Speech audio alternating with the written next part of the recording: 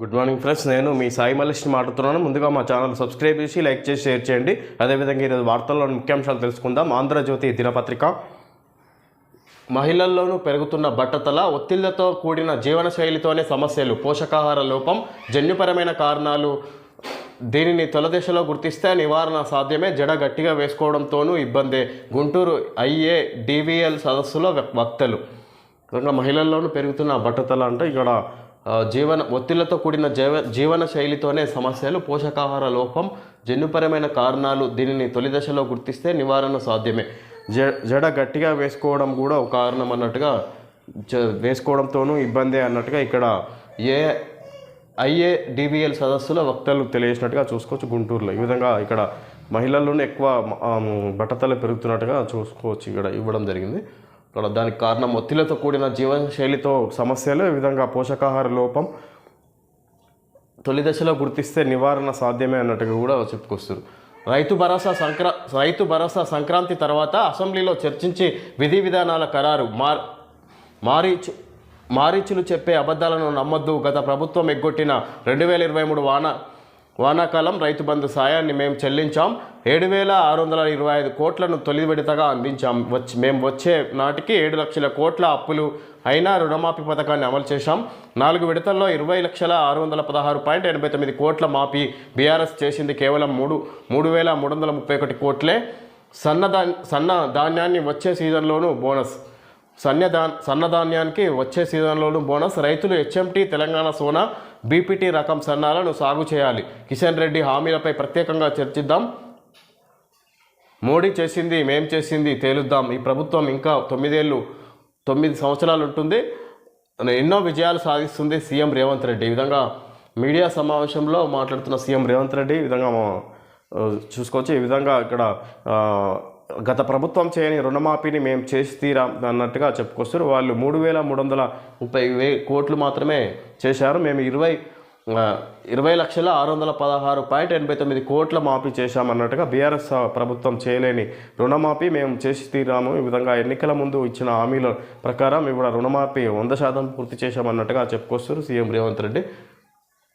అసెంబ్లీలో చర్చించి విధి విధానాలు. అసెంబ్లీ ఎన్నికల్లో ఇచ్చిన హామీ మేరకు రాష్ట్ర రైతాంగానికి రైతు భరోసా పథకాన్ని అందించి తీరుతామని ముఖ్యమంత్రి రేవంత్ రెడ్డి స్పష్టం చేశారు. ఈ విషయంలో ఎలాంటి సందేహాలు అవసరం లేదన్నారు. సంక్రాంతి తర్వాత రైతుల ఖాతాల్లో భరోసా సొమ్మును జమ చేస్తామని తెలిపారు. ఈ పథకం అమలుకు సంబంధించి విధి విధానాలను ఖరారు చేసేందుకు ఇప్పటికే మంత్రివర్గ ఉపసంఘాన్ని నియమించామని గుర్తు చేశారు. ఉపసంఘం చేసే సూచనలపై ఈ నెలలో విధంగా మీడియా సమావేశంలో మాట్లాడుతూ ఈ విధంగా రైతు భరోసాపై ఈ విధంగా ఎవరు రైతులు ఆందోళన చెందవద్దు, వచ్చే సంక్రాంతి వరకల్లా ఇక్కడ రైతు భరోసా రైతుల ఖాతాలో జమ చేస్తాం అన్నట్టుగా చెప్పుకోవచ్చు. ఈ విధంగా దానికి సంబంధించి ప్రత్యేకంగా మంత్రుల కమిటీని కూడా ఏర్పాటు చేసినామన్నట్టుగా చూసుకోవచ్చు. ఈ విధంగా ఈ నెలలో ఒక నివేదికను అందజేస్తుంది మంత్రుల కమిటీ రైతు భరోసా గురించి అన్నట్టుగా చెప్పుకోవచ్చు సీఎం రేవంత్ రెడ్డి. లగచర్ల పారిశ్రామిక పార్కుపై సర్కారు దూకుడు, తాజాగా మరో నోటిఫికేషన్ జారీ. లగచర్ల, హకీంపేట గ్రామాల పరిధిలో 643.34 ఎకరాల సేకరణ. తొలి నోటిఫికేషన్లో 182.31 ఎకరాలు. అభ్యంతరాలు 2 నెలల్లో కలెక్టర్ దృష్టికి. పార్కులో పలు రకాల పరిశ్రమల ఏర్పాటు, 25,000 మందికి ఉపాధి కల్పనే లక్ష్యం. TGIICకి మౌలిక వసతుల బాధ్యతలు. ప్రాజెక్టు విజయవంతానికి సీఎం పట్టుదల. విధంగా లగచర్ల పారిశ్రామిక పార్కుపై సర్కారు దూకుడు, తాజాగా మరో నోటిఫికేషన్ జారీ. విధంగా కలెక్టర్తో ఈ విధంగా భూసేకరణకు సంబంధించి ఈ విధంగా నోటిఫికేషన్లు విడుదల చేస్తున్నట్టుగా చూసుకోవచ్చు ప్రభుత్వం. ఈ విధంగా అక్కడ ఫార్మా కంపెనీకి బదులు ఇక్కడ పారిశ్రామిక పార్కును ఏర్పాటు చేస్తున్నట్టుగా చూసుకోవచ్చు. అక్కడ పార్కులో ఈ విధంగా పారిశ్రామిక పార్కులో వివిధ పరిశ్రమలను ఏర్పాటు చేస్తామన్నట్టుగా చెప్పుకొస్తారు సీఎం రేవంత్ రెడ్డి. ఈ విధంగా దాంట్లో 25,000 మందికి ఉపాధి లక్ష్యంతో ఈ విధంగా పరిశ్రమలు ఏర్పాటు చేస్తామన్నట్టుగా చెప్తుంది రాష్ట్ర ప్రభుత్వం.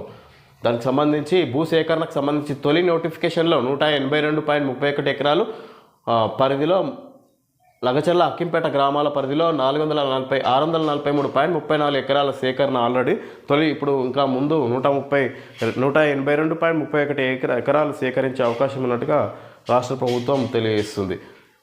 వికారాబాద్ జిల్లాలోని కొడంగల్ నియోజకవర్గం దుద్యాల మండలంలోని రాష్ట్ర ప్రభుత్వం ప్రతిపాదించిన బహుళార్థ సాధక పారిశ్రామిక వాడ మల్టీపర్పస్ ఇండస్ట్రియల్ పార్కు ఏర్పాటుకు శరవేగంగా అడుగులు పడుతున్నాయి.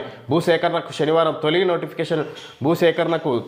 తొలి నోటిఫికేషన్ విడుదల చేసిన రాష్ట్ర ప్రభుత్వం ఆదివారం మరో నోటిఫికేషన్ జారీ చేసింది. లగచర్ల అకింపేట గ్రామాల పరిధిలో 643.34 ఎకరాల భూమి సేకరించనున్నట్లుగా ఈ నోటిఫికేషన్లో వెల్లడించింది. దీంట్లో లగచర్లలో 497 ఎకరాలు, హకీంపేటలో 146.34 ఎకరాలు ఉన్నాయి. శనివారం విడుదల చేసిన నోటిఫికేషన్ ప్రకారం పోలపల్లి, లగచర్ల విధంగా పోలపల్లి విధంగానే లగచర్లను కూడా ఇక్కడ పారిశ్రామిక పార్కుగా ఏర్పాటు చేయనున్నది రాష్ట్ర ప్రభుత్వం.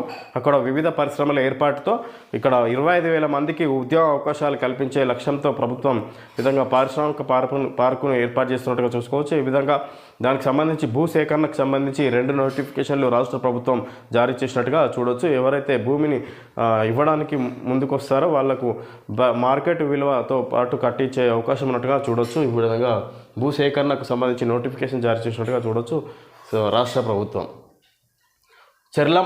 చెర్ల మండలంలో వాహనాలను తనిఖీ చేస్తున్న పోలీసులు నెత్తిరోడిన అడవి. ఏటూరు నాగారంలో 7 మావోయిస్టుల కాల్చివేత. మధు మృతదేహం ఆదివారం తెల్లవారుజామున ఎన్కౌంటర్. నర్సంపేట ఏరియా ఏటూరు నాగారం డివిజన్ కార్యదర్శులు భద్రు, మధు మృతి. చనిపోయిన వారిలో ఓ మహిళ కూడా. నిద్రిస్తున్న దళంపై పోలీసుల దాడి. ప్రతిఘటించలేక చెల్లా చెదురైన వైనం. మధుది పెద్దపల్లి, మిగతా వారిది ఛత్తీస్గఢ్. అరణ్యంలో హైటెన్షన్. నేటి నుంచి PLGA వారోత్సవాలు. వరుస ఎన్కౌంటర్ల తర్వాత తొలిసారి పోలీసులు అలర్ట్. ముమ్మర కూంబింగ్. మావోయిస్టుల వ్యూహం మార్పు. తెలంగాణలో విస్తరణ. అర్బన్పై నజర్. ములుగు అటవీ ప్రాంతంలో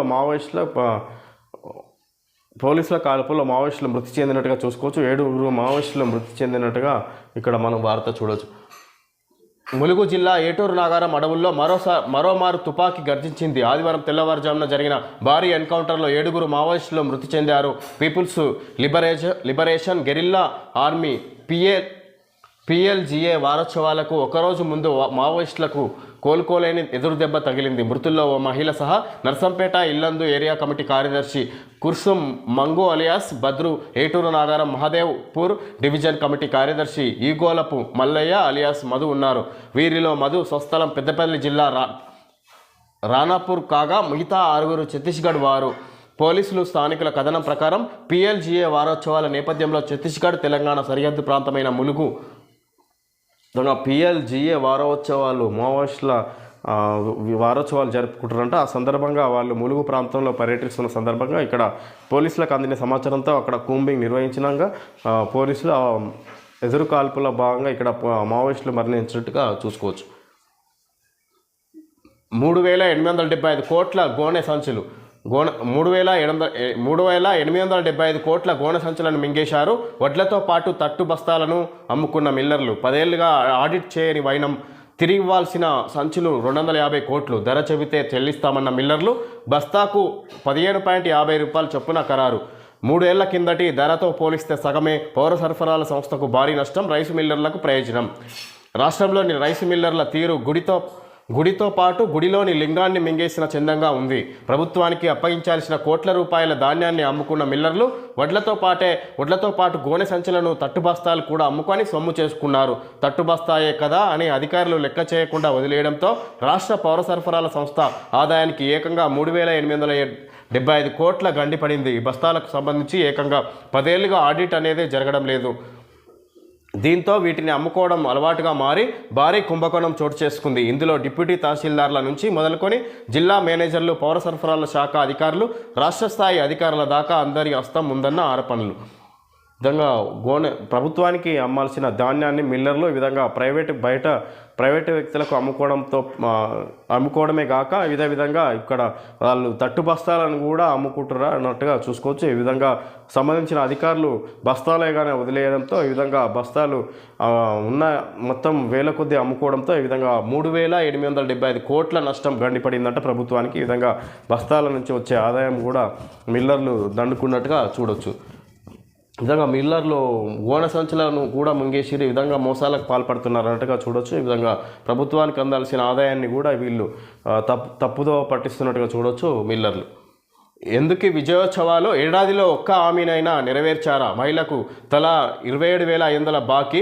4,000 కాదు, ఉన్న పింఛన్ రావట్లే. బీసీలకు 20,000 కోట్లు ఏమయ్యాయి? 10 పంటలకు బోనస్ ఎటుపోయింది? పుట్టిన బిడ్డలకు బంగారు లక్ష్మి ఇచ్చారా? ఏం చేశారని 46,000 కోట్ల అప్పు. ఏడాది పాలనలో ఆర్థిక వ్యవస్థ దివాలా. సర్కారుపై కేంద్ర మంత్రి కిషన్ రెడ్డి ధ్వజం. 6 గ్యారంటీలు, వైఫల్యాలపై ఛార్జ్ షీటు. ఏడాది పాలనలో ఏ ఒక్క హామీని నెరవేర్చకుండా కోట్లు వెచ్చించి ఎందుకు ఈ విజయోత్సవాలు అని కేంద్ర మంత్రి బీజేపీ రాష్ట్ర అధ్యక్షుడు కిషన్ రెడ్డి సీఎం రేవంత్ రెడ్డిని నిలదీశారు. మార్పు కావాలి, కాంగ్రెస్ రావాలి అనే ప్రజలతో ఓట్లు వేయించుకున్న కాంగ్రెస్ పార్టీ ఈ విధంగా ఎందుకు ఈ విజయోత్సవాలు జరుపుకుంటుంది, ఎన్ని వేల కోట్లు ఖర్చు పెట్టి ఎందుకు విజయోత్సవాలు జరుపుకుంటున్నారు కాంగ్రెస్ పార్టీ అన్నట్టుగా ఈ విధంగా ఎలాంటి హామీ నెరవేర్చలేదు. ఇక్కడ 4,000 కాదు, రావాల్సిన పింఛన్లు కూడా టైంకు రావట్లేదు. వాళ్ళకి ఇప్పుడు పింఛన్లు కూడా టైంకి వస్తలేవు. అదేవిధంగా మహిళలకు ఇవ్వాల్సిన 27,500 బాకీ, మహిళకు ప్రతి ఒక్క మహిళకు 27,500 బాకీ ఉంది కాంగ్రెస్ ప్రభుత్వం అన్నట్టుగా చెప్పుకొస్తారు కిషన్ రెడ్డి. బీసీలకు 20,000 కోట్లు ఏమయ్యాయి? 10 పంటలకు బోనస్ ఎటుపోయింది? పుట్టిన బిడ్డలకు బంగారు లక్ష్మి ఇచ్చారా? ఈ విధంగా వివిధ ప్రభుత్వ పథకాలన్నీ పెండింగ్లోనే ఉన్నాయి. ఏ ఒక్క పథకం కూడా ప్రజలకు అందడం లేదన్నట్టుగా ఎందుకు విజయోత్సవాలు జరుపుతున్నారు అన్నట్టుగా ఇక్కడ కాంగ్రెస్ పార్టీని ఉద్దేశించి మాట్లాడుతున్నట్టుగా చూడొచ్చు బీజేపీ నేత కేంద్ర మంత్రి కిషన్ రెడ్డి. 6 గ్యారంటీలు, వైఫల్యాలపై ఛార్జ్ షీటు అన్నట్టుగా కిషన్ రెడ్డి మాట్లాడుతున్నారు. డాలర్తో పెట్టుకుంటే టాటా చెప్పాల్సిందే, 100% సుంకాలు విధిస్తాం, అమెరికా మార్కెట్లోకి అనుమతివ్వం, ప్రత్యేక కరెన్సీ సృష్టించబోమని హామీ ఇస్తేనే కఠిన చర్యలు ఉండవు. ప్రత్యేక కరెన్సీని సృష్టించబోమని హామీ ఇస్తేనే కఠిన చర్యలు ఉండవు. బ్రిక్స్ కూటమికి ట్రంప్ హెచ్చరిక. ఈ విధంగా బ్రిక్స్ కూటమి దేశాలకు ఈ విధంగా ట్రంప్ హెచ్చరికలు జారీ చేస్తున్నట్టుగా చూడొచ్చు. ఇక్కడ డాలర్ను పక్కన పెడితే ఇక్కడ మీకు 100% సుంకాలు పన్ను విధిస్తామన్నట్టుగా చెప్పుకొస్తారు. ఏదో కఠిన చర్యలు ఉంటాయి, ప్రత్యేక కరెన్సీని సృష్టించబోమని హామీ ఇస్తేనే కఠిన చర్యలు ఉండవు అన్నట్టుగా చెప్పుకొస్తారు ట్రంప్, అమెరికా అధ్యక్షుడు. కాబట్టి FBI చీఫ్గా కశ్యప్ పటేల్, అమెరికా అత్యున్నత దర్యాప్తు సంస్థ అధిపతిగా భారత సంతతి వ్యక్తి. ఈ విధంగా భారత్కి చెందిన వ్యక్తి అమెరికాలో ఇక్కడ కీలక పదవి చేపడుతున్నట్టుగా చూసుకోవచ్చు. ఇక్కడ ట్రంప్ ఆయనకు FBI చీఫ్గా నియమిస్తున్నట్టుగా చూడవచ్చు. ఇక్కడ మన కశ్యప్ పటేల్ని. కనీసం 3 కనండి, జనాభా క్షీణిస్తే సమాజమే అంతరిస్తుంది, భాషలు సంస్కృతి కూడా కనుమరుగవుతాయి. RSS చీఫ్ మోహన్ భాగవత్ వ్యాఖ్యలు. ఈ విధంగా కనీసం 3 కనండి, జనాభా క్షీణిస్తే సమాజమే క్షీణిస్తుంది, ఈ విధంగా భాషలు సంస్కృతి కూడా కనుమరుగైపోతాయి అన్నట్టుగా RSS చీఫ్ మోహన్ భాగవత్ తెలియజేస్తున్నట్టుగా చూడొచ్చు. యూనియన్ బ్యాంక్ ఆఫ్ ఇండియా భారత ప్రభుత్వ రంగ సంస్థ. ప్రకృతికి చిరునవ్వునిచ్చే ఇంటిని ఎంచుకోండి, యూనియన్ గ్రీన్ హోమ్ లోన్. పర్యావరణానికి అనువైన ఇళ్లకు మరియు సర్టిఫైడ్ గ్రీన్ హౌసింగ్ ప్రాజెక్టులకు ఫైనాన్స్ చేస్తున్నాం. గరిష్ట రుణ పరిమాణం పరిమితి లేదు, అదనపు వడ్డీ రాయితీ పొందండి. సుదీర్ఘ రీపేమెంట్ వ్యవధి 30 సంవత్సరాల వరకు, 0% ప్రాసెసింగ్ ఛార్జీలు. మరిన్ని వివరాల కొరకు మీకు దగ్గరలో ఉన్న యూనియన్ బ్యాంక్ ఆఫ్ ఇండియా బ్రాంచ్ని సందర్శించండి. విధంగా 31/12/2024 వరకు ఈ 0% ప్రాసెసింగ్ ఛార్జీలు అంట. ఈ విధంగా హోమ్ లోన్కి సంబంధించి వాళ్ళు యాడ్ ఇవ్వడం జరిగింది union bank of India. Okay friends, ఈరోజు వార్తల్లో ముఖ్యాంశాలు తెలియజేయడం జరిగింది. Thank you friends.